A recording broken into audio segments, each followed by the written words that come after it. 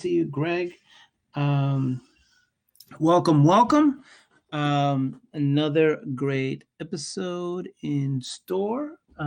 So just making sure all my devices are doing what they're doing. As you know, that this is being recorded. Ty, what's happening? Because this is recorded, we don't have to wait.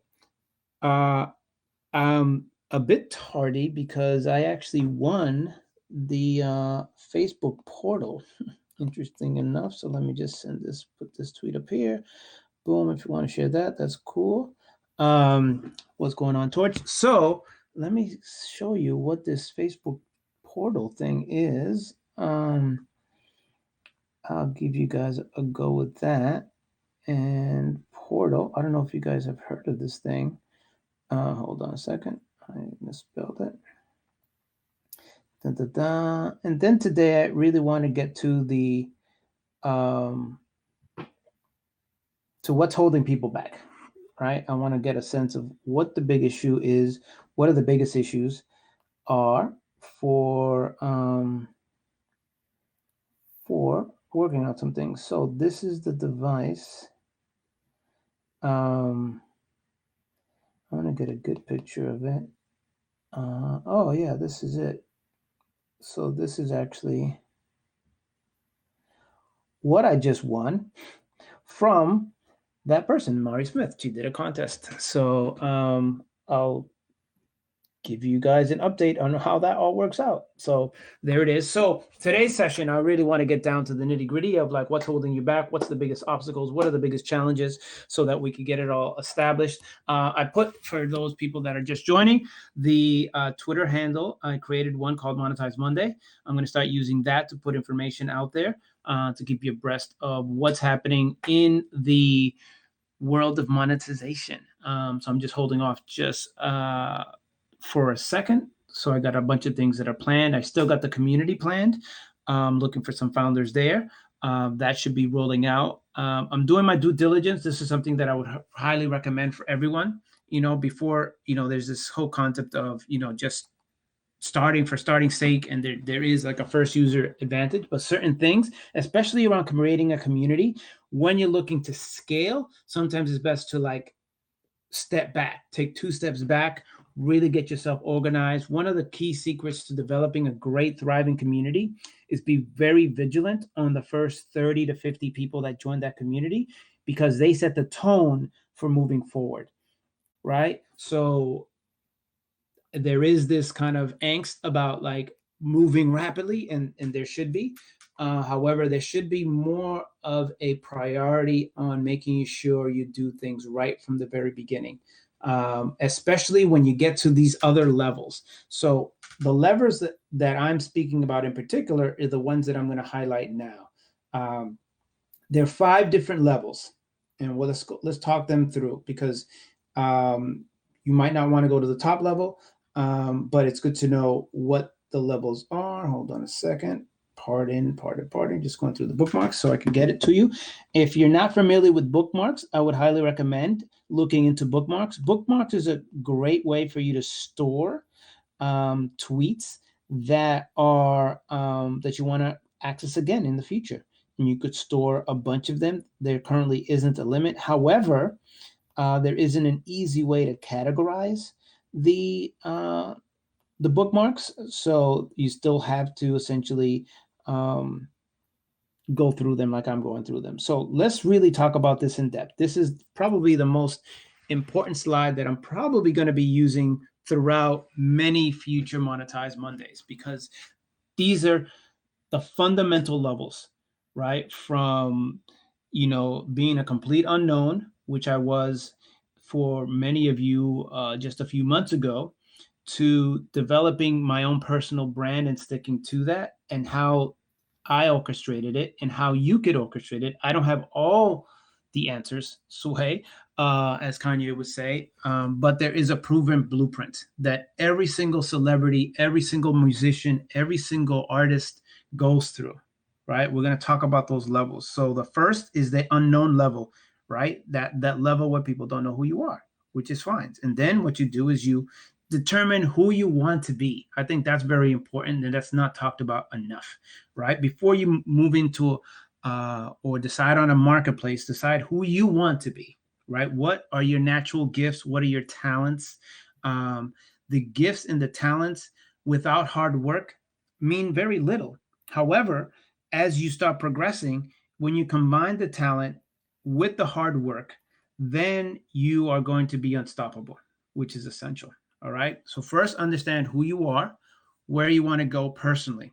Then decide who do you want to cater to.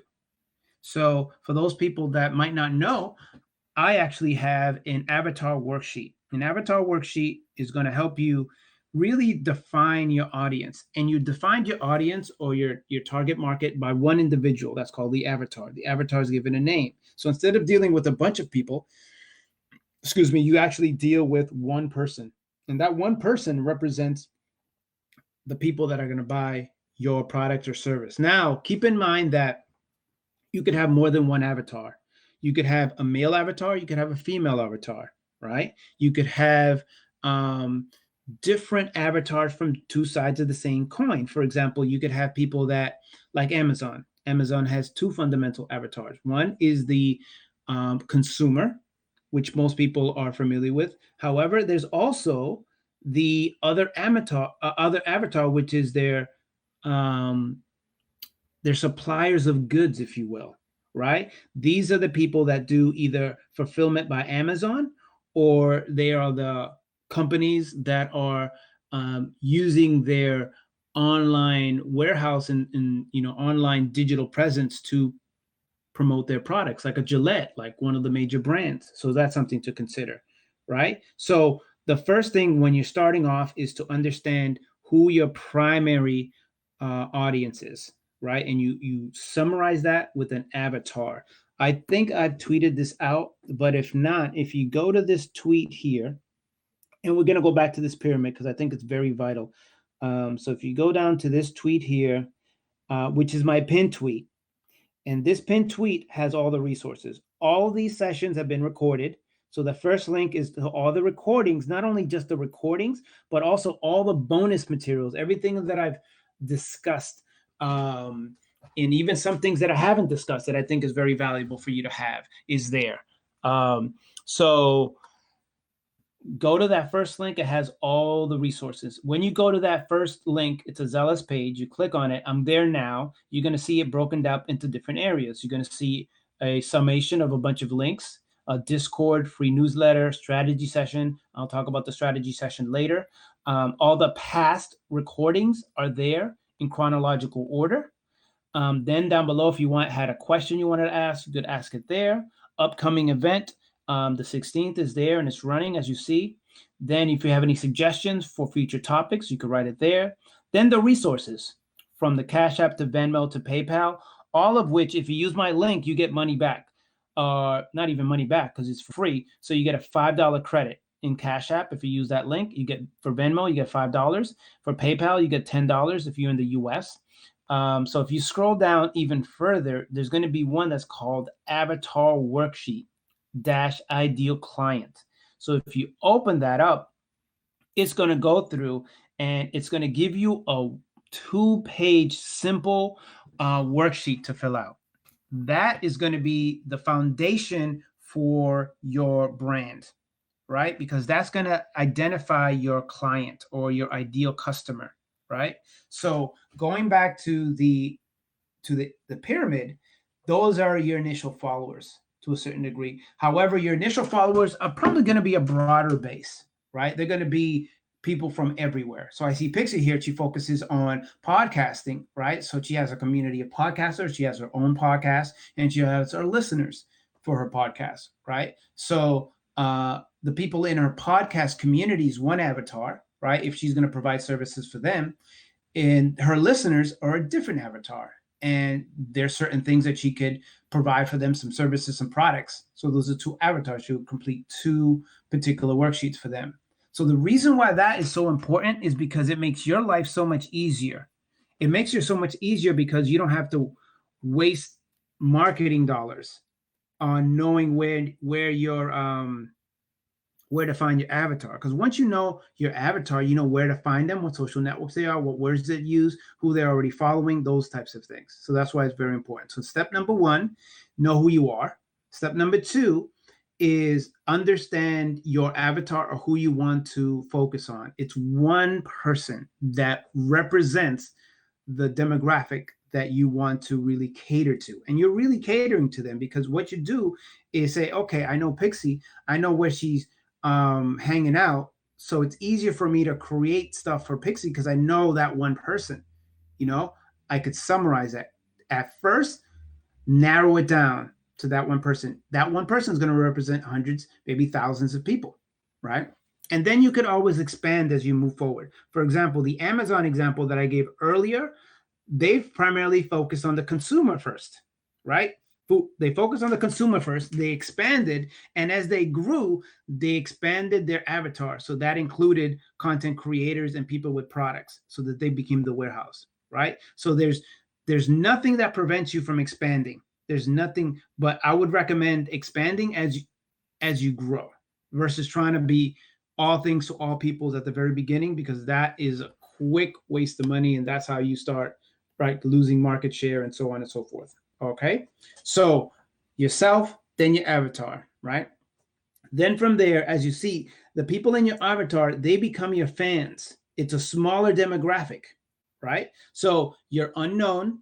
That's the bottom, non-followers. You get followers. Those followers could be everywhere. They could see you in a space. They hear you, your vibe. They might not even be a future client, but they like what you represent. They like listening to you, so they become your followers, right?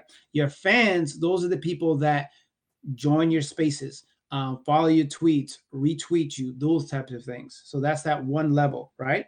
Then the super fans are the people that they don't really need explanation for any of the products or services that you have. They'll just buy sight unseen because you've already invested in that community, in those individuals, and they know you so well that they trust you, right? So that is generally where a lot of people stop. Then there are the cult fans. Now, these are people that not only buy, they got your t-shirt, they're spreading the word, they're, running fan clubs on their own, those types of things. That's a very, very difficult place to be, right? That's why it's a tip of the pyramid, because it's very, very difficult and it's generally a small percentage.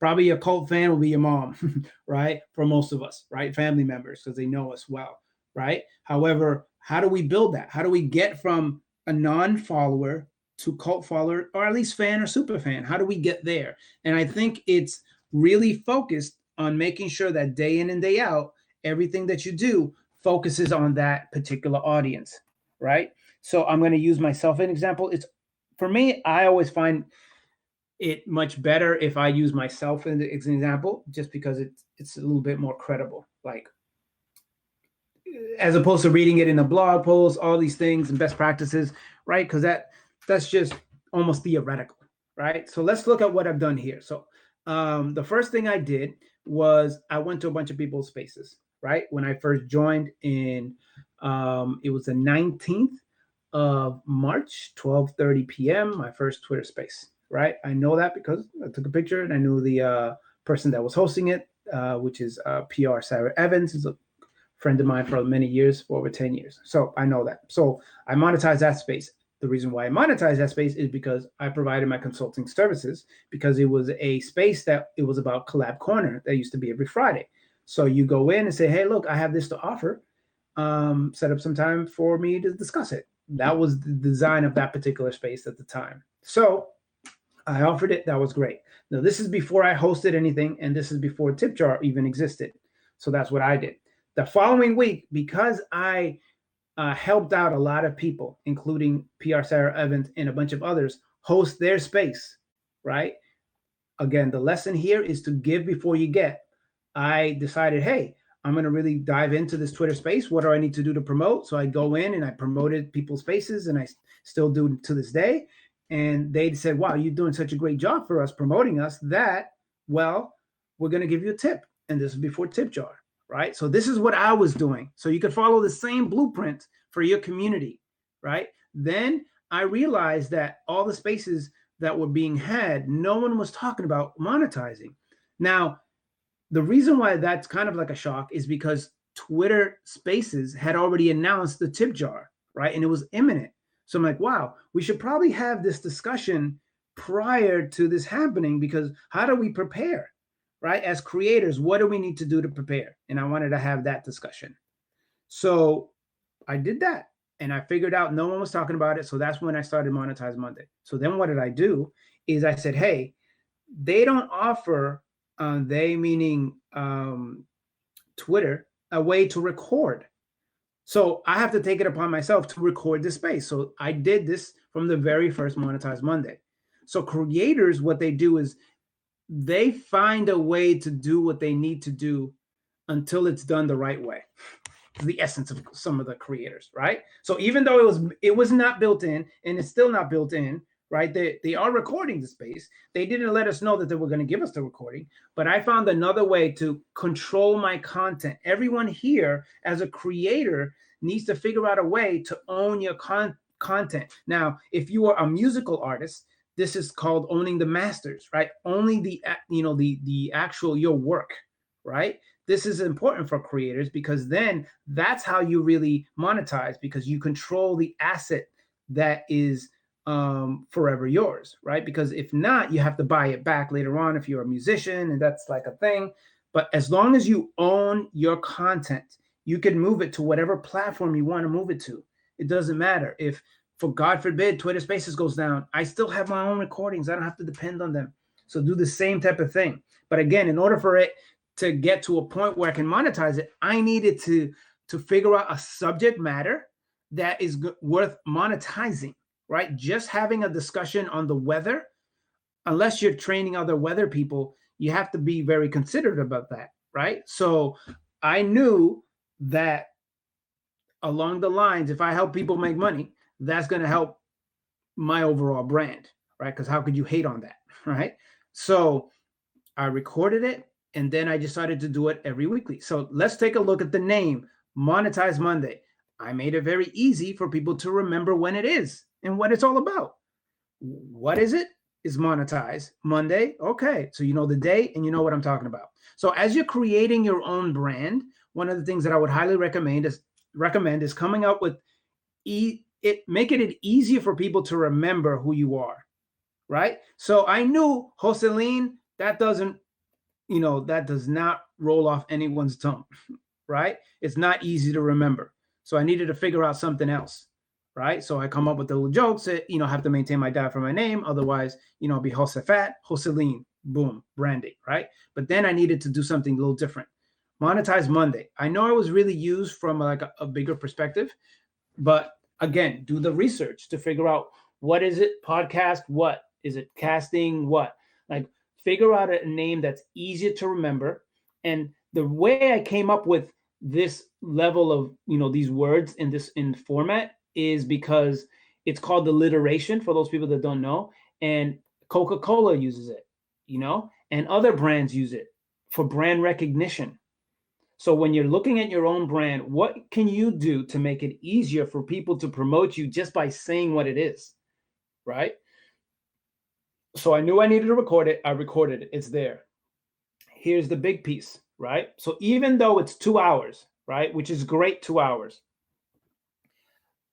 one thing now I could do, because I own all the content, is I could slice and dice every section and put it out as evergreen content. So yes, you can listen to everything that I have for free, but you're going to have to invest 30 plus hours to do so.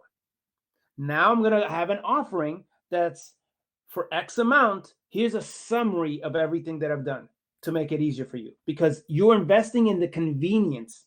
So when you're looking at investing, you look at, okay, what is it that you're going to provide that's going to be of value, that's going to make it easier for your consumer, right? I'm not making it harder purposely because I'm having these longer discussions. The first discussion was 2 hours, and I kept it at the 2 hours. I literally just wanted to speak for 15 minutes or half an hour. It just became a 2-hour thing, and it worked out very nicely, right? So then the other thing that I would recommend, if you don't have it so far, is create a newsletter, right? And what newsletter can you do? The reason why we have newsletter, again, so you create your content, you have it stored wherever you're storing it, right? It could be just video content, photos, whatever, right? The second piece is, how do you stay in contact with those fans, those people that are interested in your work? You need a way to gather that information, right? One way is people's phone numbers. Another way is their email address, right? So setting up a newsletter is a way for you to stay in contact with your following, which is very vital, right? I started one and it's there. If you look at the first link, you're going to notice that there's a newsletter, free newsletter. So sign up, right? And that newsletter you can monetize. So Review is the tool that I use. Review is built into Twitter. They bought it. Twitter bought Review. Now, what you should be prepared for is the fact that in the future, Twitter is going to add Review to your profile page. So people can subscribe to your newsletter directly from your profile page. So that's going to give you an added advantage. So the more you start using it now, the easier it's going to be for them to give you that feature in the future. Because if you're not using it now, then the likelihood of using it in the future is very low, right? So why should they add it to your profile page, right? So if you want to get access to that in the future, I would highly recommend starting up a review newsletter and start putting up content that is a summarization and bonus material from your Twitter Spaces in particular, right? So this goes back to, if we start talking about the order of this stuff, first, what is your natural gifts? What are your talents? What do you want to focus on? You, right? Because it's all work at the end of the day. So you might as well focus on something that you love, right? So that's number one. Number two, who do you want to cater to? Who's your avatar? Create for them. The avatar is going to let you know what they want. And if they haven't, then ask them, what is it that you want? Do you want a beginner series? Do you want an advanced series? Do you want a, more pro series? Like how could I best serve you? Now, for me, I didn't know half of the monetizational things when I started, but I dedicated myself to researching every week, almost every day, on the subject. And now I'm becoming that much more knowledgeable. So that's another thing to think about, is that you don't have to be there yet in order to start something. You could be the journeyman, right? You could be the reluctant hero, if you will, of the subject that you want to be dominant in, right? If you're clear about it in the beginning, say, hey, look, I'm on this journey to learn more about monetization, which is what I did. This is what I'm going to do. And as a matter of fact, my first episode 1, I was just talking about how to prepare for monetization in the tip jar. If you go back, that's what the subject matter is, right? The second one is international payments. The reason why I knew to name it that is because during that first 2-hour session, people from other countries kept asking me, Joseline, PayPal doesn't work here. Joseline, what's Venmo? Joseline, what Cash App? And then what did I do? I just researched all the tools that are being used in these other countries, and I put it on the Zealous page. I put it on the Monetize Monday page, right? So it makes it easier because I was committed to the community, so that the community then will validate me in the future, right? So follow the same model for your audience, whatever that is. Look at this from the long run, and things are going to start developing, right? I can't believe I have 32 hours now of content, right? But if you start thinking from the beginning, wow, I need 100 hours, you probably never start. And I just started it and it evolved because I'm very kind of passionate about this, which is something that everyone here, you don't need to have the end in mind. You just have to have a sense of the direction that you're traveling into, right? So let's go back to the second picture. So we have non-followers, people that don't know you, strangers. We have your followers, people you meet on Twitter Spaces, all those types of things. You're going to follow you just to follow you, right? So then you don't have to go any further than that, right? You could stop right there, and that's a good life because you don't need to monetize, right? You don't need to start a business or anything. But if you do, that's when you transition to the fans and how to cultivate a fandom, and then how to deal with the other levels, because this is a business now. This is when you start monetizing, you have to think like a brand, and you have to think like an organization and an entrepreneur. Not everyone wants that life. I'm not pushing that life on anyone. If you want to do that, it's a tough life, but it doesn't have to be as tough as it doesn't have to be tough. There's a shortcut. There's a streamlined way to do it. Not a shortcut like you're cutting corners, but there's a streamlined way to do it. And that's what I really wanted to discuss, is how to get to where you want to be the fastest way possible, right? That's why I started off with the avatar, right? Once you get the avatar, that is going to tell you everything you need to know about your marketplace. And then you build from there. And then the marketplace is going to let you know what they want. You can, in theory and in practice, because I've done both, ask the audience, ask your fans what they want, right? You could sell it to them and use the money that they paid you to create what they wanted. Let me repeat that, because this is very important, right? If it's done right and you're generally focused on your community, on your avatar, you can ask them what they want, sell it to them, take the money that they paid you to build what they bought. So that means you don't need money to make money immediately. They could fund it, which is a lot of times what GoFundMe is all about, right? Or the Kickstarter and those types of things, right? You're funding something in hopes that it gets made. On those cases, some of those projects never get made, right? All you have to do is be authentic and deliver on what you say you're going to deliver and go from there, right? That's a very important thing to kind of realize, right? So that becomes your word. So you could run shenanigans. You could take all these people money, disappear, but that's the max you're going to get, right? Your reputation is going to go through, its own rinse cycle, right? It's not sustainable. It's not, you can't grow that, right? It's much better to start off slow and scale rapidly, right? So that's something to think about for your brand, I do want to acknowledge some people. Chantel from the HAPS community, Pablo from HAPS, just want to give acknowledgement of them. I just wanted to also acknowledge them because I am broadcasting from a variety of different places. And I want you to, if you wanted to, do the same type of thing for your audience. So thanks for joining, Pablo. So when you actually do, and I misspelled that, and then for when you do a multi-stream like this, it's good to acknowledge the people and make them aware of what's happening. I think that's very important. Sorry for the typo, Pablo. So for joining. All right. So I just wanted to give people a sense of that. And Brent from Ottawa, I just want to give you a shout out too, because the other thing that I'm doing is, again, living by example. And I want everybody to, I want to take the arrows, essentially, meaning that I want to make the mistake so that you don't have to. Right? So if this is awkward, the way I'm doing things, figure out a way to do it differently for yourself, right?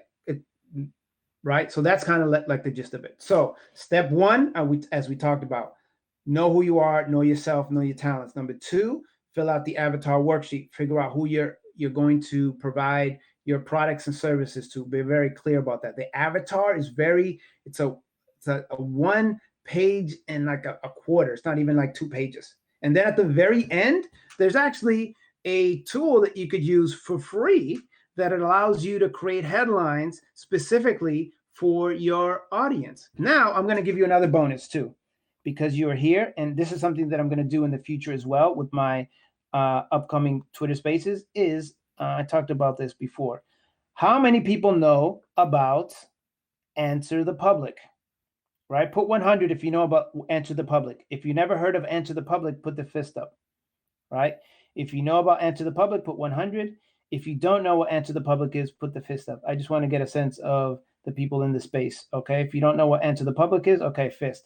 Okay, great. So if you go to the top link, Answer the Public, you click on anything that you are considering writing about. It's going to give you real-time searches of what people are looking for regarding that subject. So let me do this in real time. So if I go to Answer the Public right now, right, and I type monetize, right, monetize in the search, it's going to tap into Google's search algorithm and search algorithms for today, August 16th. It's actually bringing it up right now. You can compare data with a pro, but for the free version, it's going to give you 78 questions that I should ask, right? And then let me go to the questions. Are monetizing installment sales legal? Are you monetizing? Meaning, are lytics okay? Are shorts monetized? Are podcasts monetized? Are reels monetized? Are TikTok? So what is that giving me? This is giving me all the blog posts and all the content that I need to be created, because this is what people are actually searching for. Can't monetize video, can't monetize YouTube video. So this is giving me all the content. Can monetize Reddit. How monetize Instagram, how monetize YouTube, what's monetizing. So you could just go there and get all the content for the rest of the year just by searching for what you're all about. Like, say, for example, you are a live streamer that talks about fashion, and where is this fashion that you're going to talk about and stream about? Maybe it's Paris, for example. So you could start searching for, travel in Paris and what kind of questions people have. So when you do a live stream or you create content, you could actually create content around to questions that people most likely are going to ask. And then you could actually say, hey, look, as a matter of fact, I have a guide to Paris in artwork. You could download this guide, just put your email here, and I'll send it to you. As a matter of fact, I have a more advanced guide that's $5.99 or $47 or $100, whatever the case might be, right? So the first thing, you give them something for free, then you could just upsell them on something else. Here's the thing. When you sell something, this is like a trick that I learned from sales. The easiest time, the best time to sell something to someone is when they already bought. The hardest thing is to get them to buy. But once you get them to buy, you could easily upsell them to say, hey, look, would you like fries with that? Right? This is the reason why they say this. It does, fast food chains, right? Would you like fries with that? Because they know that question in and of itself is going to increase your sales by 30%. It's been proven time and time again, right? If you're buying jeans, hey, would you want a shirt with that? Would you want a hat? Would you want a belt? Would you want? So come up with not only your initial product, but you could come up with a whole bundle of products and services that you could have. But it all goes down to your avatar, what your avatar is all about, right? They're going to let you know what they need next based off of what they tell you. So you're pretty much become a public servant to your avatar, to your, the community that you're serving, which is very vital, right? So number one gift is this Answer the Network free service that allows you to develop content that's specifically designed based off of actual search results. So you don't even have to think about content. I was able to pull up over 100 different headlines from just that quick search. And I just typed in one word, monetize, right? It's giving me where people are most interested in monetizing. It's giving me the exact words that I use to monetize. So that's blog posts, that's live streams, that is podcasts, that is everything you need. So you don't need to wonder about this anymore. It's out in the open, right? And then the more you do creating this, the more content you create on a more consistent basis, the bigger your community becomes, because now your fans are going to introduce your non-followers to follow you if they're also interested in that subject, right? So once your fans start recommending you to others, that's when you have a good start of a community. You have to continuously fulfill on that promise, right? Then there's going to be, as I talked about before, you set up a community if that's something that you want. If you say Chantel, she wants to set up a community of people that travel to Paris, and she wants to give them a guide. She could set up an online community that she continuously provides the latest and greatest in things of, like, when to see people, where to go hang out to see people with interesting pants. She knows the places. She goes there and say, hey, if you sit here, wait here long enough, you're going to see people with interesting pants. That's an inside joke between me and Chantel, but you get it, right? She's an expert in an area. And once she understands your community, you'll know what they want. You can give it to them. And it becomes so much easier, because all the stuff is work at the end of the day. But if you don't know where to actually go ahead and, focus your attention, that becomes, a challenge, right? So level 1 and level 2, we've covered non-followers to followers to fans, to super fans, and co-fans. Now, the last two are extremely difficult.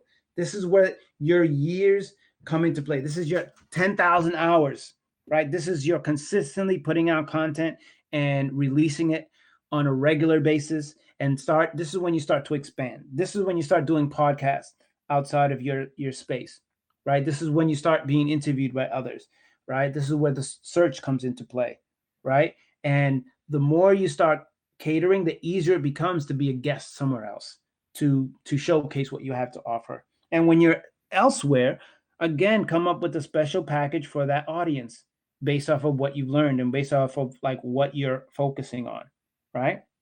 So what I'm doing is I'm creating community and I'm finding 30 to 50 people to be the founders, right? And I'm going through one by one. If I haven't gotten to you yet and you're interested, just hold off. I'm just, again, making sure that whatever I build, it has my last name. That means my legacy. My first name is my mistakes. My last name, that's my legacy. This is what I'm leaving back to the earth. So I want to make sure that my last name, my family's name, is well represented. So I have to be very concerned, very kind of diligent as to who represents me, the brand, and everything else, right? And it's not to say that they can't, right? Even after I vet them, there could be some situations. It's up to me to make sure that I address that issue as quickly as possible. Just like when you're hosting a Twitter space, right? You could have all the intentions in the world. You could invite the right host. The host has a bad day and derails your entire space. So the quicker you address it, the easier it becomes for people to stay with you longer, right? Because they're gonna know, hey, it wasn't host Aline's fault, it was that person, right? And it's not what happens to you in life, it's how you react to what happens to you in life that's vital, right? So these are the types of things that make you inch closer to that top part of the pyramid. And I am working very diligently to help people get to that top part. Is that if that's what they want to do? I'm creating a system that helps ensure you get to that point. But in order for me to create that system, I need to do a lot of trial and error with my own brand. Then I need to bring people in. This is why I've started to have those strategy sessions to help people go from where they are now to monetizing. I want case studies. If you want to do that, there's a 15-minute discussion link at the top, strategy session. Click there, schedule the time. We go from there, right? Now, let me just explain what I just did. I knew that these sessions, I could have a bunch of interviews, but I didn't want to create a group of people that would listen and just like sit back and see this as entertainment. That's all well and good. I want to create, millionaires, to be frank, 1,000 millionaires or 100 millionaires, whatever the case might be. I want to help people become successful, right? So I know that I needed to step up the ante. So that's why I created the strategy session. So I could get insider information from each creator to help them get to that point. So then now, as I'm having this discussion, I'm hearing what the weak points are, what the struggles, what the challenges are. That way I could create something to deal with those challenges so that it's no longer a challenge anymore, or there's a path to go around the challenge, go through it, maybe go to the other direction, figure that out, because I'm committed to helping people, right? So that's something that's critical, right? Is really understanding the pain of your avatar. What is their real challenge so that you could help them with that, and they'll become indebted in a good sense to you and your brand, right? Because you're constantly like the investment that people make, not only with their time but with their money, both of them, or should I say not only with their money but with their time. This is I really appreciate everyone that's here. I think that's this is an investment in me and in yourself and the community, which I think is very vital, right? We're learning together, right? And it's very vital that we support each other as we take this journey together. And I'm just sharing all the things that I am encountering with this community that's interested in it. So to do the same thing with yours, which is very vital. So then the other things that I wanted to discuss here in particular. And what you could do is, if you have any questions or comments, please send me a DM if you would like. That would be cool. Or I prefer DM. I mean, you could use the hashtag, but the DMs are a better for me. And let's see here. Boom, boom, boom. Okay. Yeah, I'm just going through my timeline real quick just to make sure that I don't miss anything. Okay, so if you have any questions, comments, concerns, send me a DM. My DMs are open, right? So that they're my current challenge is to figure out what is preventing people from taking the next step or what that next step is, right? So if you want to, this is the last hour. I want to open this up. If you're willing to get on the hot seat and put yourself out there, we'll have this, you'll get a free marketing plan, a strategic plan of what I've experienced. Again, I don't have all the answers. I do have proven formulas that I'm following, and I'm also getting mentorship. So if you're interested in that, feel free to grab the mic. Know that you're being recorded. This is part of the podcast. But my job, and again, if you don't want to be on the hot seat being recorded, you could send me a DM. I could take your name out of it and we could have that and get your questions answered that way. Whatever is the best way for you to get to where you need to be is what I'm all about, right? I want to also give you a quick update as you think about grabbing the mic and joining the conversation. Is that last week the ticketed spaces was supposed to be released. There was an issue. They encountered some bugs. So ticketed spaces is most likely, or maybe, coming out this week. If it does, you'll see me review it. As usual, when there's a new update to the app, I'm gonna do a kind of a deep dive of all the new features, and I'll tweet that out. You don't necessarily have to follow me. Just look for the hashtags Twitter Spaces Tips. I generally post any new features and functions under that particular hashtag, so you could follow that. I think you could also set an alert for that hashtag. So keep that in mind. So as soon as Ticketed Spaces opens up, I'm going to be testing that out. I am curious to figure out some things. One thing is, last week I was informed to charge for this particular Monetize Monday. If I were to charge for this Monetize Monday, would you pay? That would be one question. If you pay, and you don't have to answer this if you don't want, but if you'd like to answer, that's pretty cool. Put up 100 if you would pay for this Monetize Monday. And then it would be cool if you DM me what you think you would pay for this Monetize Monday. That would be very interesting to me, because what I'm thinking about doing is this: charging for Monetize Monday in Twitter Spaces, but having, because Twitter Spaces, I have links and I have all the resources here, you get those resources that I share, right?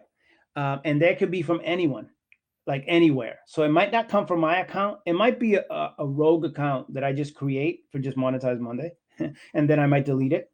So the people that join the Monetize Monday, Twitter space, get access to these extra features or extra apps like the Answer the Network and things like that.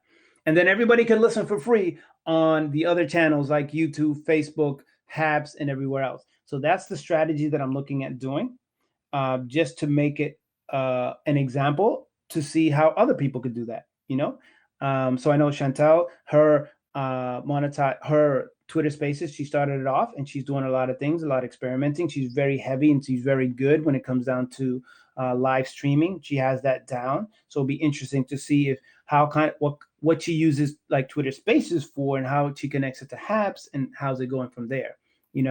I'm always fascinated to see how people are doing their thing, which is very, very fascinating. I have a friend, he's not on, he created a nice page that points to his schedule of Twitter Spaces, which I thought was pretty cool. He also collects email addresses, which I thought was pretty cool, right? So collecting emails, collecting mobile addresses, both fundamental to growth. They're essential.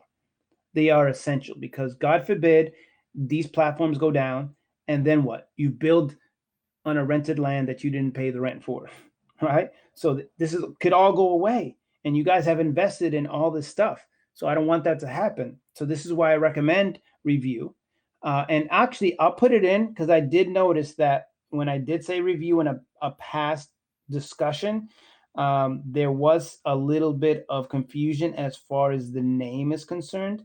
So I'm going to put it at the top here. I'll pin it to the nest so that you know what I'm referring to, because there is a very particular way to spell it. But I'm going to send you a tweet that I used that highlights, okay, here, cool. And this is actually what I was talking about before, how review is going to be added to your profile page. So if you go to that last link, there's been an update. So if you click on that, so review is spelled REVUE. So it's, again, this is a service, an app that was bought by Twitter. It's like MailChimp. The fundamental difference is it's connected to Twitter. Also, it's very easy to create newsletters because you could drag and drop social content, not just from Twitter, into the newsletter. You could take an Instagram post, drag it and drop it into the editor, and that becomes embedded into the newsletter with the link to Instagram. You could do it to Facebook and YouTube and all these other places. So you don't have to find it as daunting as creating the traditional newsletter where you have to write everything, right? So that becomes vital. So I want to find things that make your life easier, but still get what you want to accomplish, which is very vital, right? So we have that. For those people also who has an e-commerce store, who's selling physical product. If you're selling physical product, could you put up the 100 for me, please? I'll be interested in knowing. So Stacy, I see you doing that. Anyone else selling a physical product? If not, that's fine. So this is only for my friend here. So the physical product that I wanted to mention is that Twitter has this new feature that allows you to, and they're testing this. I'm not sure when it's going to be rolling out, but it is a way for you to add your physical products to your page. And I'm adding it there. So it's a shop. So if you go to that link, you're going to notice that, and this is, I think, only if you have an iOS could you see this feature for whatever reason. This is the testing mode. So Arden Cove is a e-commerce shop, and they actually have purses. So you could actually buy a purse from their Twitter page. This is going to be very similar to how you're going to have the enrollment feature of review on your Twitter page. So if you have e-commerce, this is something that's going to be extremely exciting. This is going to be added on to your page, similar to how the Instagram has done that. Instagram has allowed for people to shop. It's almost like the Facebook shop. And if you missed it, I have won a Facebook portal, and I'm going to test that out because I think that's going to be pretty interesting. And that's the first tweet that I pinned to the top for monetizing. I'll see how that is. Primarily, it's going to be just to connect my mom who's in a nursing home with the rest of the family, but I'm going to figure out, what could be used. All right. So we're coming down the last hour. If you want to talk about your brand, create a marketing strategy in real time for your brand, let me know, because I think it's critical to learn. But if you do not want to do that and you still want to get some questions answered or concerns or anything else, please send me a direct message. And we could actually go ahead and take those questions if you want to remain anonymous. And in the future, I'm going to have guests. I just wanted to take a break from the guest part, primarily because I wanted to address these concerns, because I know that having a guest, it becomes too easy for it to be like entertainment and stuff like that. I just wanted to make sure that I always made time for people that wanted to have a more specific roadmap for their brand, because I think that's very vital. Because sometimes we get caught up in someone else's brand and what their path was, that we forget about our own path, and that is, that could be a distraction at the end of the day. So I wanted to eliminate as much distraction as possible, because I want everybody here to be successful in whatever it is that they're doing, which I think is very vital for the ecosystem overall, because we are early adopters. All of us here are early adopters. So why not capitalize on this knowledge of Twitter Spaces to help enhance our brand, which I think is extremely important. So,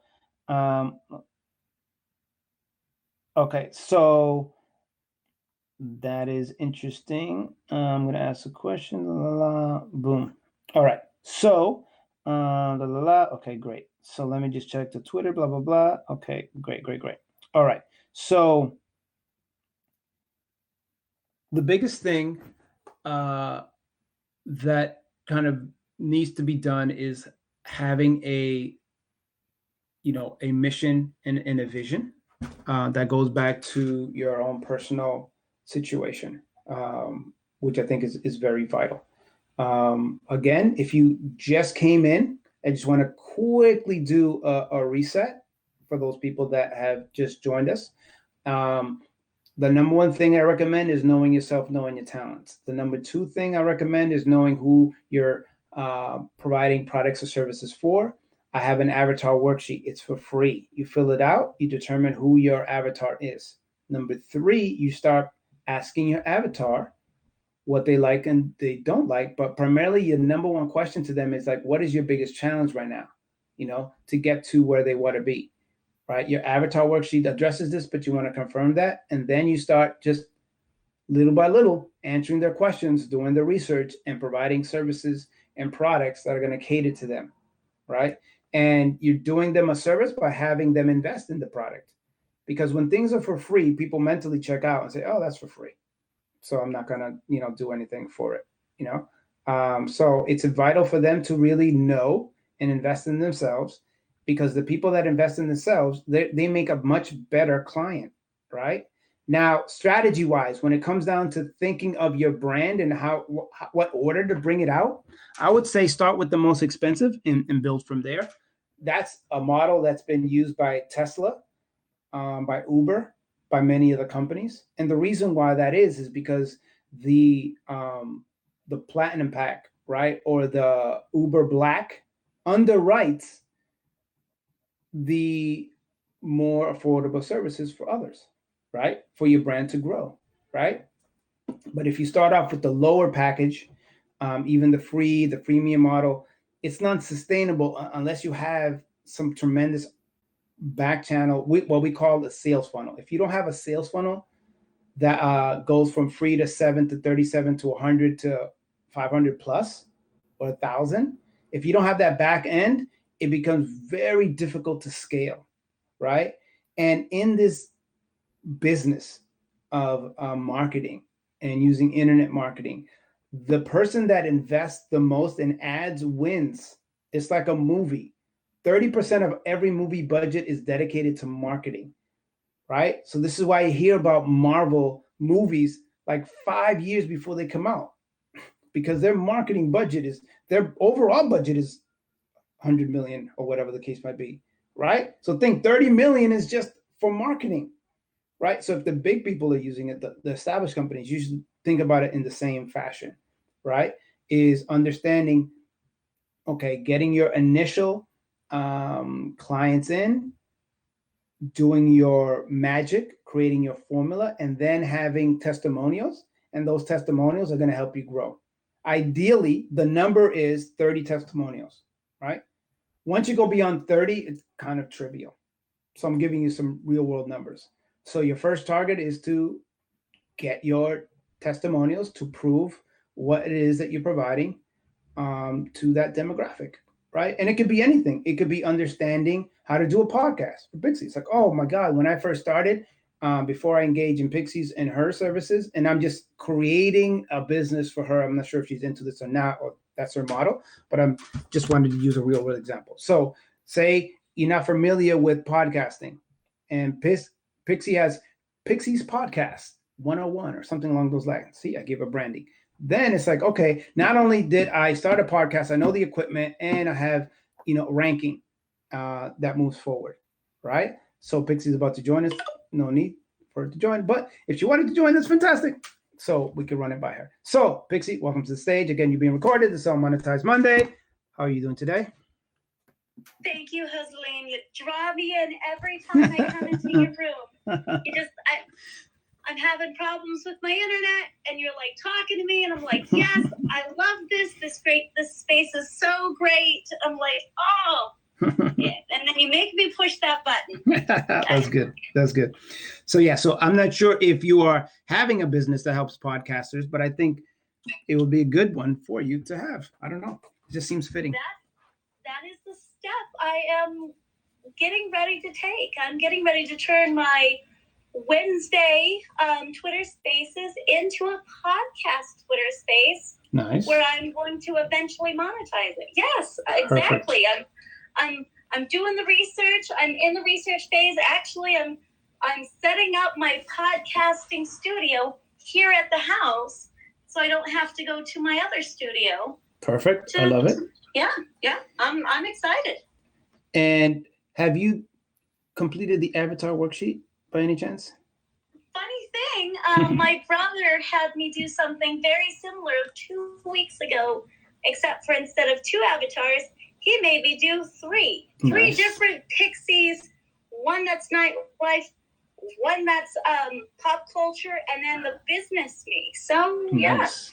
He helped me figure out exactly what you're talking about. It's a fantastic resource to know who your listeners are to be able to get your product out. Right, because that lets you know a bunch of different things. And to be more specific for those people that don't know what the avatar is, just want to always be clear. So the avatar is your ideal customer. You give them a name. You give them, you have a sense of age, sex, all those types of things, married, single, all those types of things. The avatar worksheet doesn't go into all those things. It just really goes into, at least the one that I share, goes into what's their current state and then what's their future state. Where do they want to go? Right? What is their number one issue? What is their goal long term? All those types of things. Because once you have that, it's so much easier to present them with something that's going to get them closer to their ideal scenario, you know? And for you, like you mentioned, you have various target audiences, if you will. And it's good to create an avatar, your ideal customer, for each one of those things, right? Because each one of those things has needs and concerns that are unique, right? We can't lump people over. Now, I'm going to give a very extreme example, right? So a lot of people say, oh, someone that's doesn't have a home. I'm not sure what the appropriate term is, not homeless or whatever. Someone that is living in the street, whatever, right? You might think, oh, what could you possibly learn from them? Well, you could learn a lot if they use the words that resonated with you correctly. This is like, oh, the reason why I got homeless is because of the fact that I didn't complete my avatar worksheet or whatever it is, right? So if that person knows something and they're speaking the right words, say back issues, right? Say, oh man, they see that you're like holding your lower right, back, right? They say, oh, you know what? I had that back issue, right? You need to do is you need to like lay down, touch your toes, and just pop up or do whatever. And you try that and it works, right? So the point of that is that you could learn from anyone. Also, more importantly for everyone here is that when you start speaking the language of your ideal avatar, that gives you an unprecedented degree of credibility, instant credibility. So you could literally come out of nowhere, and because you're speaking the right terminology, you could become an instant success because you've done a lot of research in that issue. And if you're able to summarize that issue to that audience, the go-to-market time frame is reduced significantly, right? So Pixie, because you've done the work of doing the podcast, you know the issues. So you could just break that down, and I think we talked about this before. It's just like, look, you don't have to have all the answers, but like a teacher, you just need to be a chapter ahead. That's it. And because it's so fresh, you could say, oh yeah, I just went through this. And then if they run into problems that you've never encountered, it's like, oh, you know what? I have to research that. Let me get back to you. And you do the research and get back to them, So give a sense of what your overall strategy is, Pixie. So when are you starting? This Wednesday, next Wednesday? When are you looking to launch? So I've been practicing my Twitter Spaces for a couple of months now. I've been kind of like jumping into everybody's Twitter Spaces. I kind of did what you did, where I sit back and I listen. And then I started doing just podcasts where I would bring them all in together and just have a roundtable discussion about topics, how to get it out there, how to set up your profile. I was going back and forth on everything. And I said, you know what? This is really working for me. I could help other podcasters go through the pitfalls of knowing how to, avoid certain things. I get banned on Facebook almost every other week. So for me, being able to market my podcast out to people that are going to listen is huge. Having been cut off at the knees, you've got to find different ways to get out there. And that's what I've been doing, is that I've been helping other people. I like to grow the community. I like to invest in other people like you do. I feel like the podcasting community and even this creator community that you're working with, there's just so much resources. And whether somebody can, whether somebody has 5 followers or 1 million followers, there's still value in that person. So I'm looking at them at the base. What do they need? What can I help them with? And so I came to the conclusion, 2-hour Twitter space about the topic. I'm going to make 10-minute short videos, and then I'm going to do a deep dive video where I put that behind a paywall. I like it. So the video is simple, right? Yeah. One thing that could be a good lead gen is to say, hey, the top 5 things you need to know, the top 5 things podcasters need to do to start their podcast. And in exchange for your email, here it is. And then from there, you can just do a follow-up email, what we call the automated email flow. There is a terminology. I'll think about it in a second. And it's generally it's an autoresponder, which is, so what'd you think of what I just sent you? Okay, cool. By the way, I'm having a session next Wednesday. And you kind of groom them to being alerted of your content. And that could be a way that you could go, hey, here's a snippet of the videos. You could do like a 1-day free trial or whatever the case might be. And you get them in and say, hey, cool. If you want monthly access, here's what it is. And then every month I'm going to drop in 4 videos and I'm going to do an exclusive interview. In that exclusive interview, you're going to be able to ask questions directly with the star, blah, blah, blah. So there's a lot you could do, which is nice. So I'm super excited to see what you come up with and how you go about, moving that forward. Do you know where you're going to store your video? At this time, I'm probably just going to utilize YouTube and then leave I'm not sure. It's either YouTube or I'm going to go Patreon. There's also another more of course classes that I can do. Yeah. I can just hold a course. Yeah. What you could do, I'm looking into circle.so. It's a paid community, which is nice. And you could start off with free sections and paid sections. It starts off with $35 a month or something like that. I'm cultivating the initial founders so that once they're there creating content, things like that, it'll be much easier for me to, pay for the app, right? Because the members are going to pay for it, but I need to have good enough content. So the first day they get that, whatever it is, back or as soon as possible. And because it's always going to be updated, it's that community as well. So it'll be interesting because podcasting is so established to figure out the differentiator, right? It could be a whole subsection of people that are most likely to like the banned podcast network, right? Or people that talk about controversial topics or something along those lines that might resonate with your audience, because there's so many of these generic podcasting things. How do you stand out? Because you already have experience in that area, you could actually cultivate this whole community of podcasters that are really pushing the envelopes in the subject matter that they talk about. And they want to be able to still, cater to the audience. Again, just throwing out ideas. This is the way my mind works. I don't know if that resonates with you at all. It's a very interesting thing to think about, right?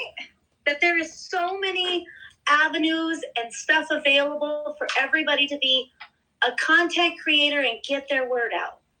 Yeah.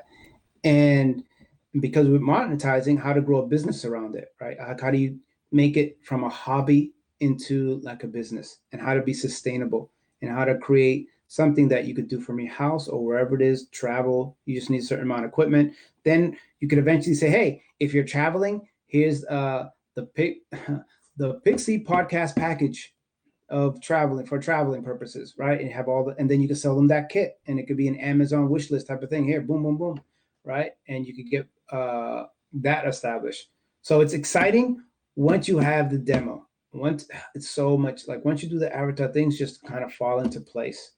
Like you really know uh, what to help them out with, because you're always thinking, okay, what else could they use to get better?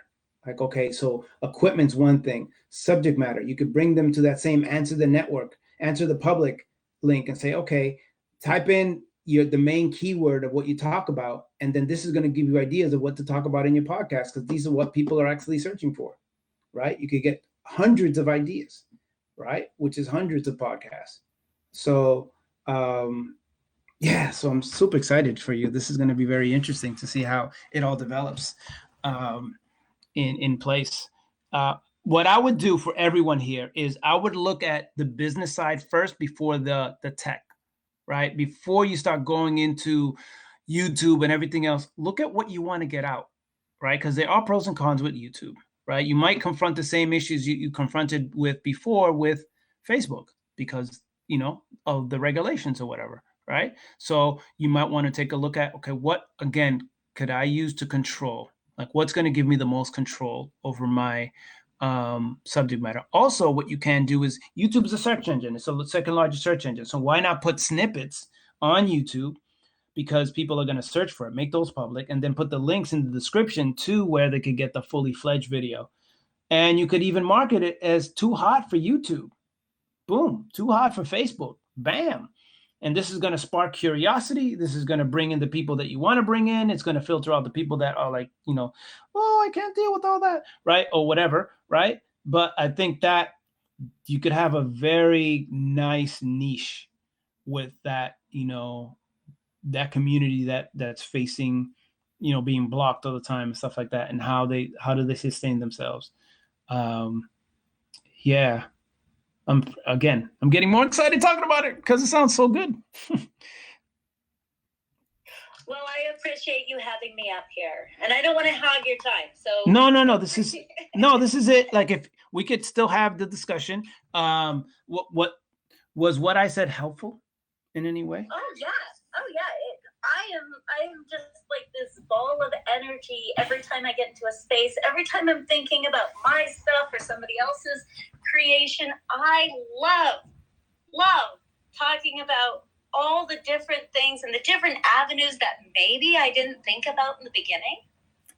This is a great space. No, I appreciate it. And it's great because you're implementing it, which is the essence of this, right? The implementation is critical because you won't know until you start building. You have a plan, then you set off on that journey. And that journey is so critical because this is when you're going to realize, oh, I didn't pack the right shoes. Oh, or my backpack, I need to get that. So you have smaller journeys.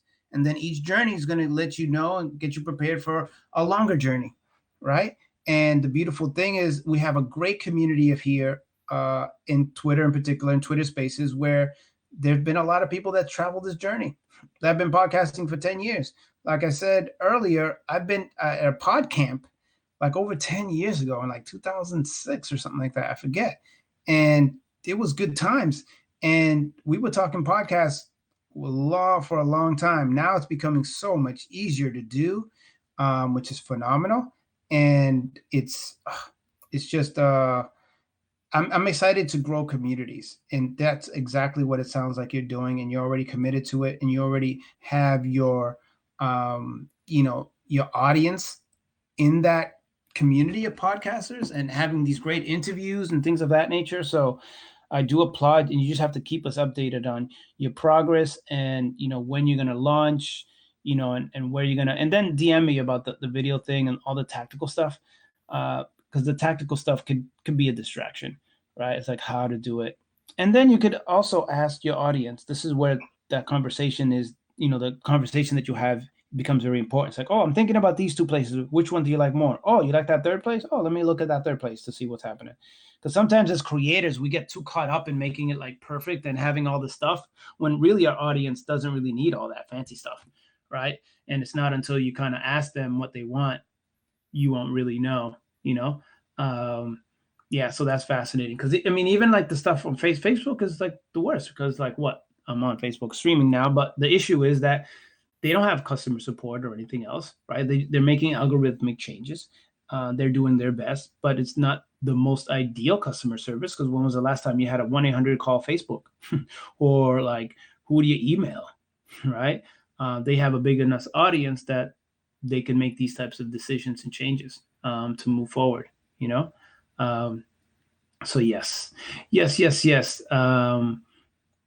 Okay. So we have some very interesting people lined up. I see Mike, and for Selfo Pod, Alex Austin, please send me a DM. And Chiku 777 SDM, please send me a DM, and we'll bring you right back up as speakers. Again, this is being recorded. Mike, Pixie, meet Mike. Mike, meet Pitsy. We're here talking things out. Thank you, Hussein. I'm going to step down so other people can come up on here. Hi, Mike. Hey, what's going on? Cool. So, Mike, I see you sent me some notes of some things. What are your thoughts here about monetizing? We had a brief discussion earlier about monetizing and Elon Musk and branding and things of that nature. I know that you're focused on music, teaching music and things of that nature for young adults. So how do you envision yourself expanding your monetizational strategy in that space? It's something I'm actually reconsidering now that I've been in market for a few months. So, I was hoping that they would just want the digital me. But it turns out in a world where kids are getting educated over Zoom, that the value that the parents like the most is that the kids are getting one-on-one personal attention from a human being, even if it's just for an hour a week. So now I'm kind of grappling with, my willingness to want to be completely digital versus someone actually wanting my meat body physical time. Was that a big shock to you when you discovered that? Yes. Why? I didn't, because I thought my value was going to be teaching kids music, not giving them one-on-one attention and applauding them when they got the verse or chorus right. I didn't know how much of that meat body encouragement was going to be of value versus the straight e-learning. Interesting. So how did you go? Did you ask them? Did they tell you? Like, how did you go down that channel of discovering this? It was the direct feedback after the class. So one of the students was there with the parent, right? And the parents are always at home. And it's hard to ignore a kid learning how to play music. Right. You got to interrupt your Zoom call. And so the parents would come on directly after and interact with me, or they would make requests for songs that they wanted their kid to play. So I got that almost real-time immediate feedback during, after the course, phone calls between lessons, all of that engaged, finding out because like you said, I want to find out what value they're willing to pay money for, right? Premium of more money for. And it's like, I'm always asking, I'm not even shy about it. I'm like, look, I'm just trying to create the best fucking thing on the planet. So if you have tell me if you hate it, tell me if you love it, but especially tell me if you know what I mean? Right. And just as a FYI, we are recording. This is Family Friendly Show, so if you could refrain from the cursing, that'll be muchly appreciated. Thank you very much. So keep going with your story. We really appreciate it. No, but that was it. It was, again, from a scaling perspective, I asked myself, how might I be as little involved in the day-to-day operation and execution but then from the feedback perspective, it's like, no, they actually want me there. So all I wanted to do is say, I was taking notes, so I sent you my notes. But also, I saw J-Rod in the audience, and when the Cardinals won the championship, I'm pretty sure they were coached by Dr. Jason Selk. So I wanted to see if I was just interested in hearing his perspective, because if he did get coached by Dr. Selk, I mean, he probably has a unique perspective on this stuff. Yeah. And he could send you like a DM to see what happens there. That would be pretty cool. So yeah, thank you very much. It's very fascinating, the whole discovery of like what they want simply by asking them. So how are you intending to scale that? Or how do you intend to move forward with that? I don't know yet. I'm giving myself the chance just to kind of sit in the feedback and review the course videos and just kind of ask myself. I remember my buddy Quinn is a comic. He would watch his tapes and ask himself, why are people laughing? Right. And so we watch the video and just be like, why are people engaged? And maybe sit with it for a while. Just sit in just the videotape, watch the replay, so to speak. Because I have a video from every class. Yeah, it's one of those interesting things that I don't think enough of us do, which is to review our performances, to figure out what works, what doesn't work. And this is where I would highly recommend everyone, when they're talking to their customers, to record those sessions for both of you, so that you could improve. So there's a reason why when you call customer support, they say, hey, this call is recorded for customer service purposes. You always want to be improving.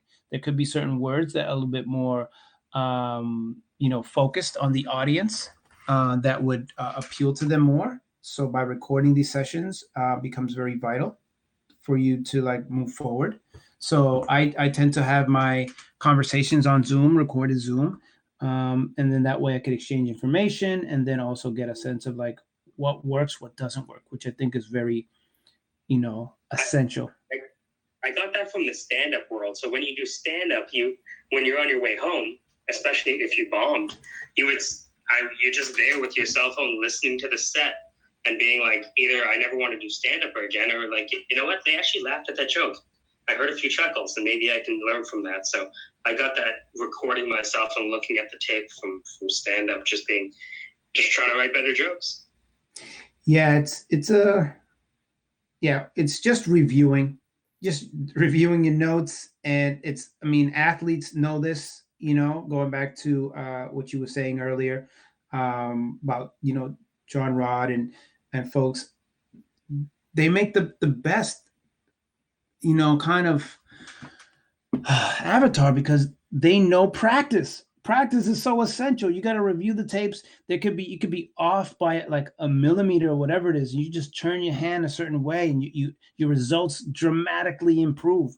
You don't see accountants just like, oh man, if I cross the T this way, it's really on these like more physical things that we notice it more. Musicians do this.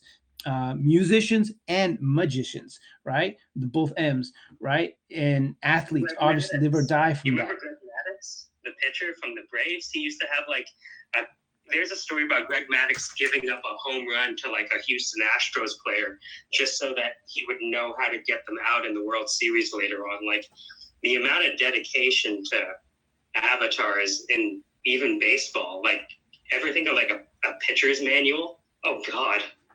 Right. Or just all the plays of a football team or whatever it is. Just like I think the world got an insight into the dedication of having IQ in the sport when they heard LeBron recall an entire series of plays by memory. It's like, oh, he passed it to this person passed it to them. He was in the corner, then he swung it over to the other side. Like, I don't think people understand the level of detail an athlete has to really consider in order to make the move look so so smooth, right? It's something that we need to rehearse as marketers, as business folks, to know what to say, when to say it, and how to deliver, when to deliver those things, right? And because it's not a natural correlation, right? It's almost illogical. I think about the language that we have as musicians. Hey, we want to go from D major to D minor to E flat. And that's all like a shorthand for us to know what to do when we're in the musical boardroom. Like we have that nomenclature just in and out. Right. So I think that as entrepreneurs, people that are looking to monetize your brand, there is a flow of how things go. The way you release the content, how you release the content, the kind of words you use to describe the content. There's all these interesting components that we're going to develop over time to know what to say, when to say it. Like for example, something very simple. I'll send out the same message every day that many people will comment on. And that same message is very simple. And I did this for a kind of variety of reasons. I say, good day, period. What's your plan for today? The same exact thing. I just want to develop a level of consistency there, right? Because consistency, that breeds one of the most important components, which is no. Then they like you, either they like you or not. That's kind of subjective, right? And they trust you. Know, like, and trust. That's how we do business with people. And trust comes with constantly doing the same thing over and over, right? Doing what you say and saying what you do every single day. That's a trust. It can be broken right away, but it takes a long time to build. And then the more you dedicate yourself to building that trust, the easier it becomes to get to that cult fan level, right? That super fan level, right? You just can't come up overnight out of nowhere and have a following, right? The only time people come out of nowhere is when they're taking an audience from another network and bringing it to a new network. And it might seem like, oh, 1 million followers in a day, right? But it's because they've already established themselves elsewhere. And they're just migrating people from a different channel to this channel. If you're an actor, it's going to have much easier because you've exposure to their work. Again, the accounting. You don't see Bob from accounting getting props because he's generally working in a silo in a corporation. That's not a very glamorous situation, right? But each one of us here can decide how glamorous or how visible we want to become. It's this social media platform, not just Twitter or Facebook or whatever, inherently all of them gives you the ability to develop an audience of your choosing. You just need to be dedicated to doing it on a regular basis and perform. And yeah, you're gonna have, I feel, when you get into that level of visibility, it's that that practice that we were talking about for athletes that becomes so essential, because that's going to determine how you deal with a bunch of the other components, which is like being able to freestyle, being able to go and do something at the spur of the moment, like a rapper freestyling. They know the vocabulary so well that they're able to do that, right? So how good are you in your craft that you could host like a 2-hour conversation on it without any notes, right? That's kind of like a way to test your skill set. Like, can you go into something without being prepared and still do very well at it and still captivate an audience, in your field? If not, well, this is almost like going back to what Mike was talking about, a comedian. It's like, oh yeah, I have a good 5 minutes, right? That 5 minutes probably took weeks, if not months, to get to, because you got to test different things and certain sequences and timing and the words and everything else, right? So to have an hour special, you could just imagine the level of dedication you need to have as a comedian to have an hour or more special, because you need to know how to set up the entire format, when the lows are, when to be quiet, when to let the audience laugh, when to interject, all these types of things, and we have to do that as creators. We have to have a sense of that. I find there's at least 2 different types of creators, right? The one creator is the shack, the anomaly, right? This guy, this person, just everything flows for them, right? Shaq's already this big guy. He's already cracking jokes. He does his thing, right? That's a very difficult thing to model after, because it's just his DNA, right? And then 2 weeks ago during the creator sessions, there was a few people like that. They just, hey, I don't know why I'm famous, but I'm famous and I'm just talking my thoughts. That's good. I had personal difficulties with that because it's like you can't create a formula around this. Then you have the second creator, which the majority of us fall into place, which is that person that's dedicated, that follows the system. Like Pixie is doing, she's done her homework. She's already done the work in doing, creating these podcasts herself. She's in the community. She's now doing the work at, the avatars, creating 3 distinct ones, and then now moving forward and looking at, how she goes about scaling and creating a brand around it, which is very vital. Everyone here has that opportunity to do the same type of thing, right? Because it's very hard to do it the other way, to just be like happy-go-lucky and just fame for fame's sake, and that's confusing to me personally, right? But I've always had this thing about like teachers, making more money, or why can't they make more money? What information is one of the most sacred and most expensive things ever. Otherwise, why would they charge so much for Harvard or whatever it is, right?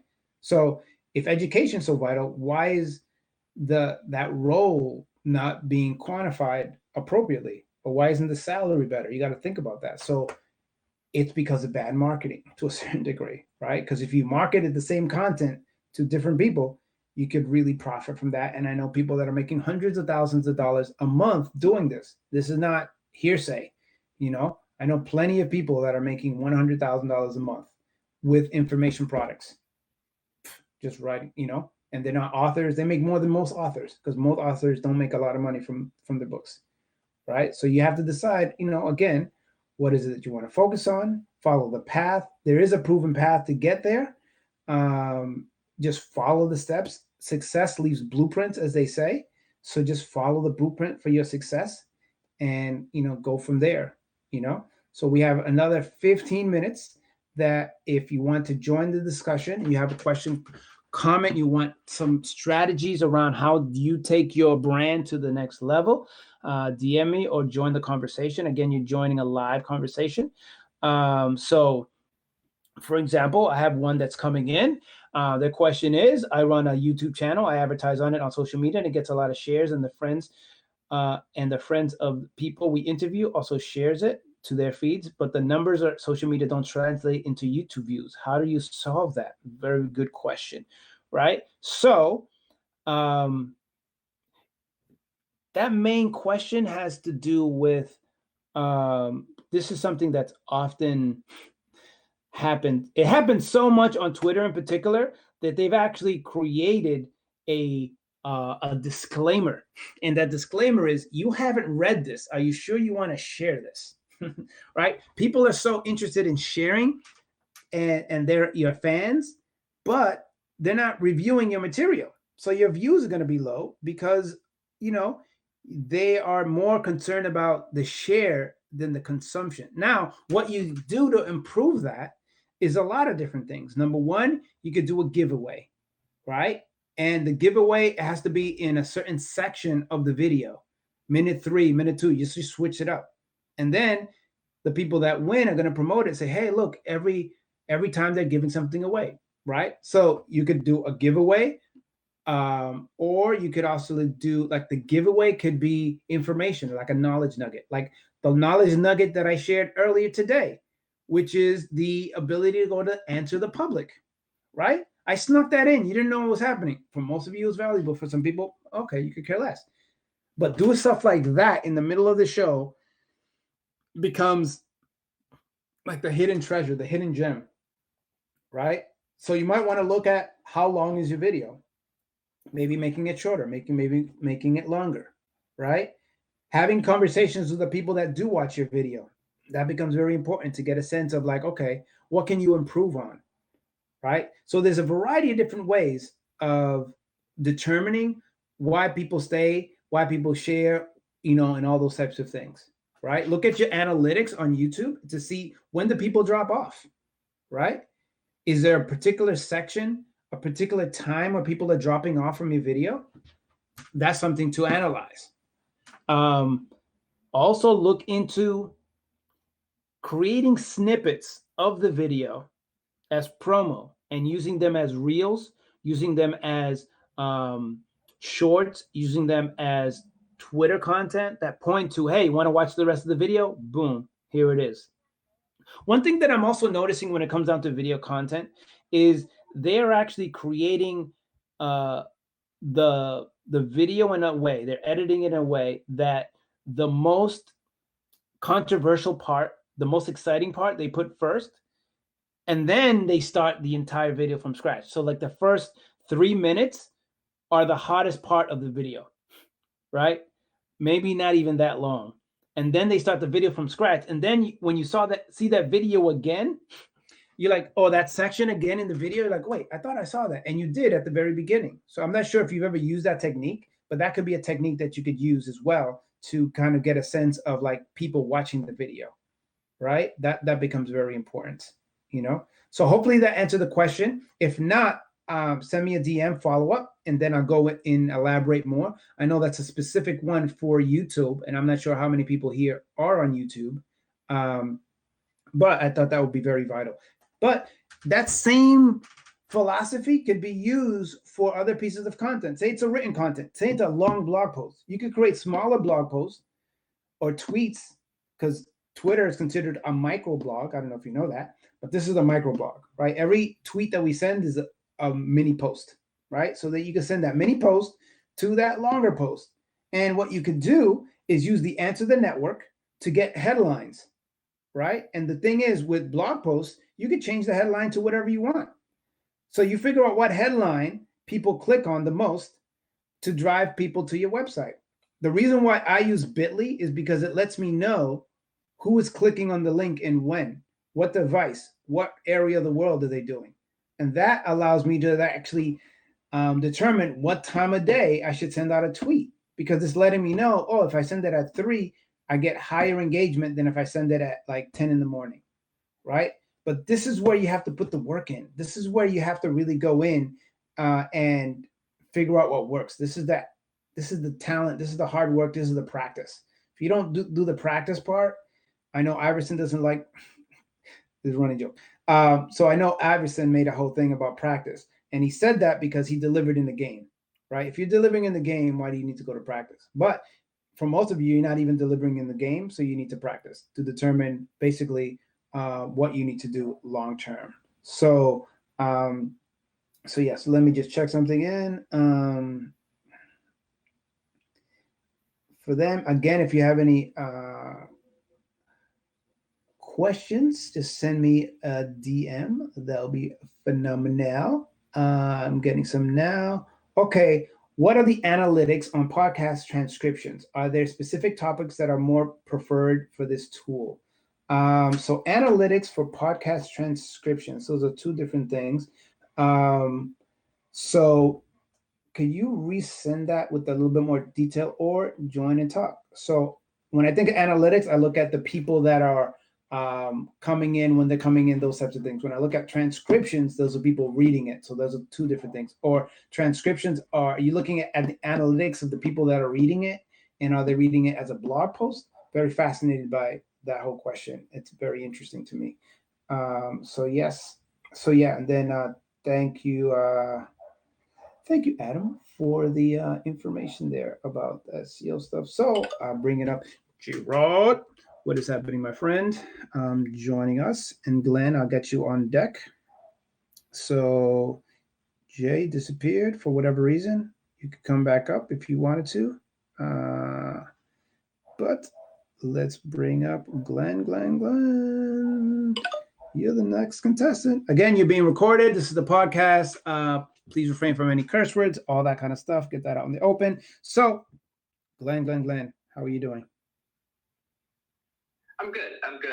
So I have a podcast, and with transcription, it's available, but I don't know, is that how that works for increasing my viewership? Is there specific topics to where that would be more useful? Like if you're using a lot of links in your episode, I do more of a comedy parody podcast. I don't think transcription would really apply in that case. It would be more better if it's a promo episode.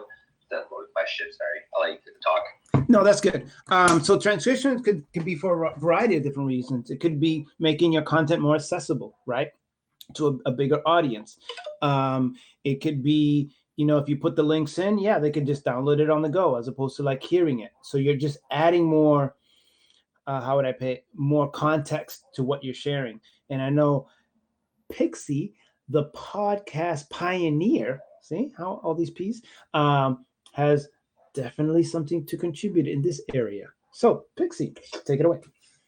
Well, yes, I kind of do. You want to use transcriptions for any of your services. If you're having a speaking or a Twitter space, if you can get that on transcriptions and add that to a website, the people that can't listen to your podcast, they can read about your podcast. It's just another added value for like the search algorithms, for people who just don't want to listen to you, they can read it. So if they're, let's say they're impaired and they can't hear you, being able to read about your podcast is a very valuable sort of tool in your arsenal. Thanks, Pixie. Yeah, and it's about expanding, right? You're expanding different modalities, right? So just taking it from audible, you could do visual with the video, you could do text. It's just giving you a broader base of people that have access to your content. And people, when you study e-learning, they have different styles of learning and education. And even if it's jokes or humor or everything else, people consume things differently. So by adding different options, you're expanding your network.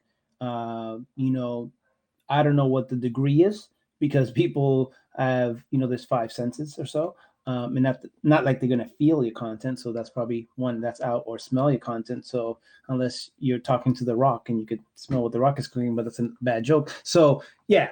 So I think expanding is very vital, right? To being able to just expand, grow, scale. More people have access to your stuff. Indeed. So yeah, Pixie, I appreciate you jumping in and showing the world why you are the podcast pioneer. See, I'm giving you names left and right here, my friend. You're going to leave with the whole marketing plan by week's end. But yeah, I think I think having these discussions in open like this is so critical, because I know other people have the same question. I didn't think of it, but now I have, a variety of different answers that I could implement and then I could share with others. And I would be excited to see what you come up with this. So when you do have some data to share, just feel free to DM me or share it with tweets and tag me and stuff. Because we're all learning from each other. I think especially in this community, it's vital. So yeah, thank you. Thanks a lot for coming up. I really appreciate it. Very, very much, my friend. So as we are winding down, last 2 minutes, I do want to thank you very much. You could be anywhere in the world, and I'm glad that you're here with me having this discussion, and learning from everyone. I think it's vital.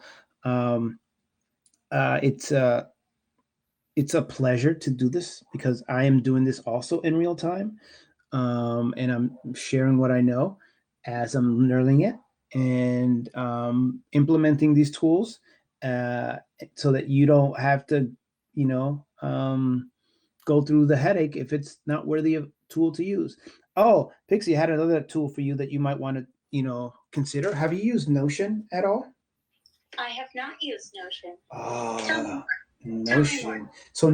So I've used Evernote. Evernote has not really delivered like I want them to deliver, but Notion is a good tool to use that allows you to create much more dynamic notes. And what's good, it's a universal app, which means that you could have an app, a Notion's app, as well as a website access to it.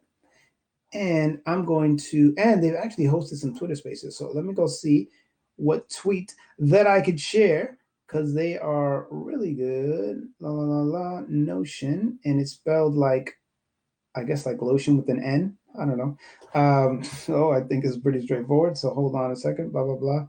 And if you're smiling, and I hope you are, I can't see you because I'm looking at the tweet. So save that laughter till I get back. No, just kidding. Do whatever you want. All right. So boom, boom, boom. Okay. So, oh, wow. I didn't do a Notions thing. So let me go here and delete my name, and I'll give you them. And I think they have some good, here we go, the HQ and sync blocks, blah, blah, blah, blah, blah. Okay.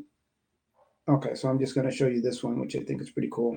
So at least you could get to see what they're all about. So if you go to the last tweet, Notion HQ is a Twitter handle, and it's a great app from what I've seen. I want to start using it. They have a lot of intricacies. It's not something that, at least for me, that I picked up right away. I'm going to have to watch some videos just to see what the, how to best leverage it. But I'll give you another example. Because I like some examples. And this is from, so I talked to Danielle.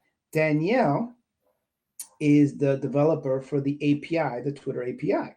So he developed a Notions, because I recommended him using Notions to detail all the steps of the guide. So I'm going to go here, boom. So if you go to that, and it's called Road to Spaces, the API, if you click on there, it's very nice, and it's very emoji friendly. You can put pictures and everything else. And the reason why I say that is because you could create like a checklist for podcasters, for example, on there, and it could be a Notions doc, and they could put their email in order to get access to that or something along those lines. And then you could get feedback based off of, the type of responses you get, to improve it. Or you can make it, maybe you create like a podcast network, and all the people that are, on that network could contribute and add their Notions. And you could put a list of podcasts people should be listening to, and a list of all the tools that you recommend and all the services like Podcorn and everything else. So it's just a cool tool to use for to store and share information. So I like it. I'm slowly making that transition from Evernote to Notion, bit by bit, slowly by slowly. So yeah, was that a good intro there, Pixie? I loved it. Thank you, Josely. Very good. So we're wrapping up now. It's 5:00. I want to be respectful of your time. Thank you very much. And if you're interested in a couple different things, number one, I'm putting together a group of founders to be joining the Monetize movement community. It's going to require you to test, provide feedback. It's work. And it's going to give you certain privileges in the future, haven't yet to be determined. But if you're interested in that, send me a DM, private message that says founders. I want to be a founder. But again, you have to know we're going to have an interview. We're going to, the first 30 to 50 people are going to be very, I'm going to handhold and bring in and make sure that you're the right fit. And you could join in the future if you're not part of a founder. That's no situation. And you could eventually become a founder later on. So nothing's etched in stone. So that's number one. Number two, if you're interested in getting a 15-minute free strategy session, you can go ahead, and that my pinned tweet on my profile has it. Schedule a time. We get together, chat it up. You'll get a free monetizational map to give you a sense of how to move forward from where you are to the future. So you could do that. So a couple things to look forward to. Number one, I run Bugging Out every Friday at noon Eastern time, and we talk about bugs that you might be encountering with Twitter Spaces. So if you want to join that, I can't schedule it because I'm running this. When this is over, you'll get that. Two, every Thursday, Danielle here, the person that I just pinned to this nest, the last pin tweet, he runs, he runs a Twitter Spaces on the Road to Spaces API. So his tweet isn't up, but you should look for that and follow him there.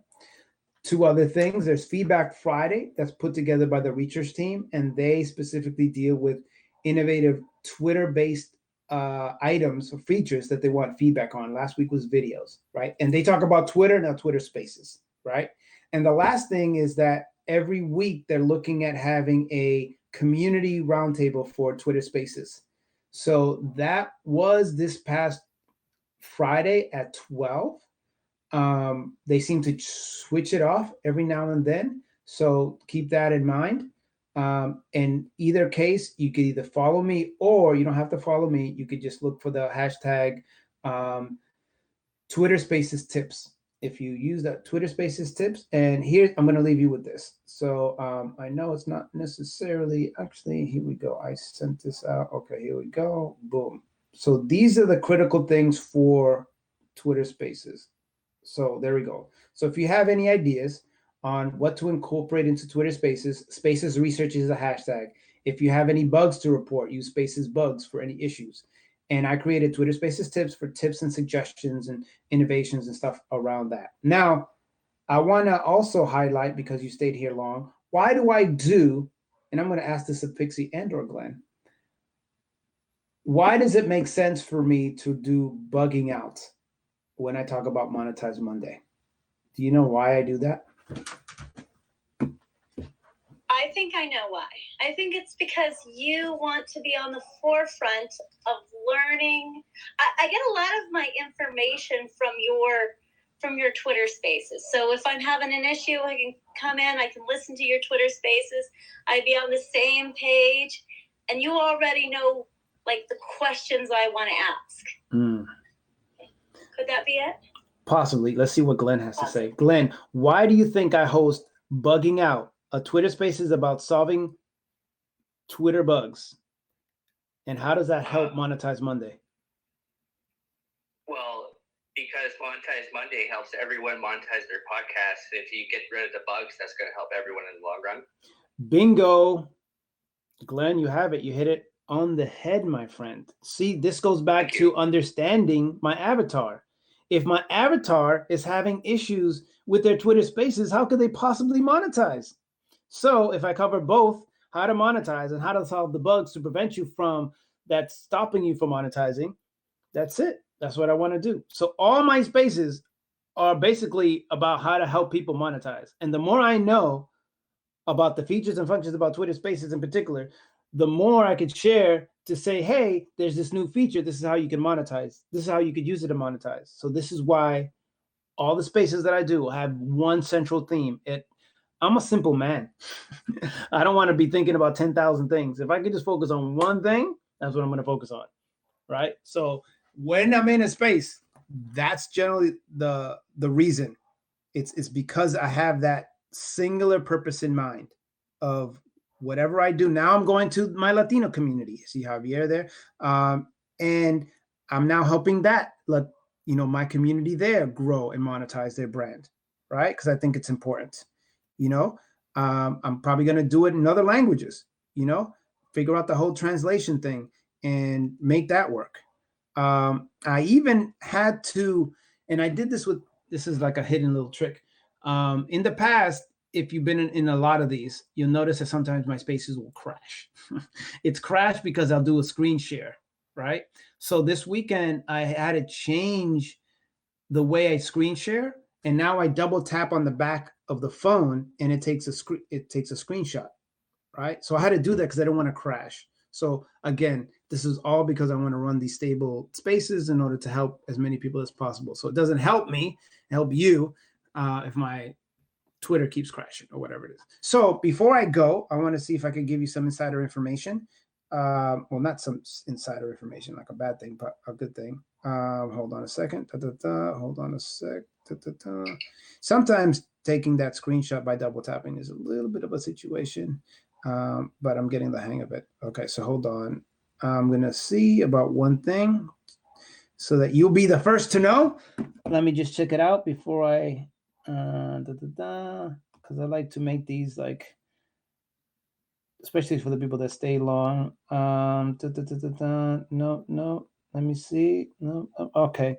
I was just checking to see if there was a new version of Twitter. There is not. There's a new version of Coinbase. If you're into Coinbase or Discord, Google Drive, but not Twitter, not a new version of Twitter. So always get the latest version of Twitter. Generally solves the majority of the bugs and also generally has some sort of new feature and function. So with that being said, I really appreciate everyone's time. All this is going to be available if you came in late in the Habs platform immediately following this. Also, you can look at the tweet that has the Periscope link, and the video is there as well. So it's readily available for you to go back, re-listen to that kind of stuff. And it's going to be on the Zealous page, which is linked on the pinned tweet that I have on my profile. So I hope and wish you the very, very best. So whether you want to monetize part-time, full-time, or anytime in between time, Monetize Monday is here for you, my friends. Have a fantastic day and week. My DMs are open. I can help you if I can. I will help you if I can. I will attend your Twitter space if I can. And that is that, my friends. So have a phenomenal week, and I will see you next week. Bye-bye. And I'll end it with some shenanigans. This is a sample. Bye-bye. Ha ha ha ha. This is a sample.